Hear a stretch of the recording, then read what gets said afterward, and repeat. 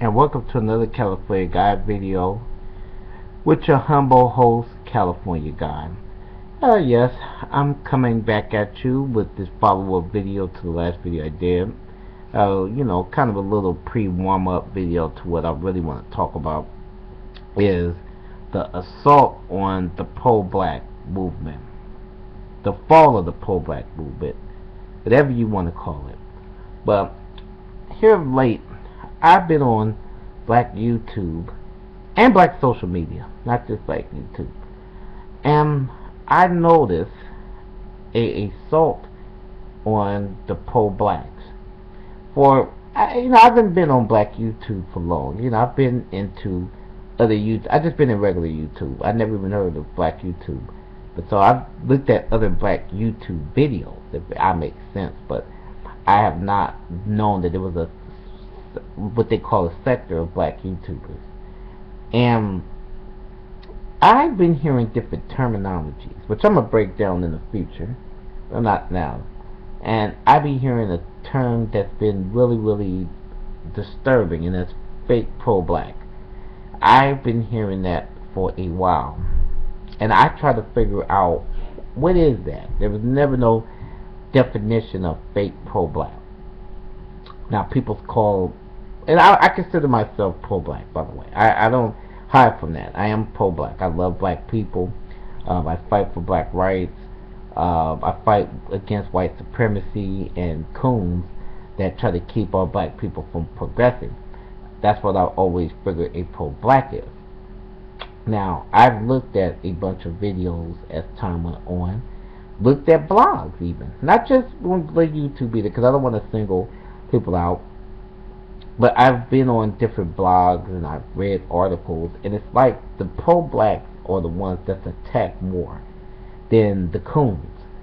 The coons really don't get attacked as much because they say what's popular, but the pro-black is always the target on everything. Now, I'm not saying every pro-black person has good intentions, because a lot of them, some don't have good intentions. Some pro-blacks do be cons, but when I see stuff on this assault on pro-blacks, and I've been looking at these videos, and people are trying to shame the pro-blacks, people out there like myself and other brothers and sisters out there that's putting really good content out there about their people, and they point out stuff that's going on in the black community, and we tend to get trashed. I've been called a hypocrite myself. I've been called a hypocrite. People have challenged me. They've said, what about black on black violence? People have told me that many times. They told me stuff that, I don't really, I think a troll was telling me this. I don't know the troll's name, but he was telling me that, because I was talking about the police shootings, and the troll told me, well, what about the black girl that was killed in Ferguson? Now, here's the funny part about this. When you trolls, not trolls, but person, I don't consider you a person. When you make it a point to tell me, now, you don't know my history, by the way. That's first of all. Let's break this down. Don't get it twisted putting these words in videos, or you may hear Cali Guy on radio shows. I have fun with this, but you don't know my history and what I've done. You have to understand the black movement, the pro-black movement, and black power movements, which I follow the founder, Huey P. Newton, and other brothers and sisters before me that predated me. I follow Frederick Douglass, and I've never co-signed black on black crime. Now, when racism happens, now lately we've had police shootings, and with these police shootings, they're not every day. No, police shootings are not every day. They're high-profile cases, but you guys don't know what the fuck pro-blacks really do through the year. You don't know what we do. You don't know, because you guys don't look at our content or ask us what do we feel throughout the year. Now, I, personally speaking, there's so many, we live in a country with 50 states. Some things are local, and I live in California, so a lot of stuff is local here. So some news is major news. So the news that you guys refer to, like Ferguson, the Tremont, those are major news stories. So of course we're responding because most of America's responding. So the you coons, and not just you coons, but you regular blacks, you're attacking the pro-blacks and trying to shame us when we're talking about something that is public, that's more mainstream, that's coming on all of our channels. So we're commenting or boycotting based on that. When you talk about the little girl that's shot, that's not major news. I'm not saying it's not major news to me, because I care about the girl that's shot, but the sister that's shot, or any child, but it's not major news to the point where it's big outrage. Now, here's an example where you coons are wrong. A lot of pro-blacks like myself, the little girl that was shot that went to Obama's inaugural, for his second time he got voted in, she was murdered in Chicago.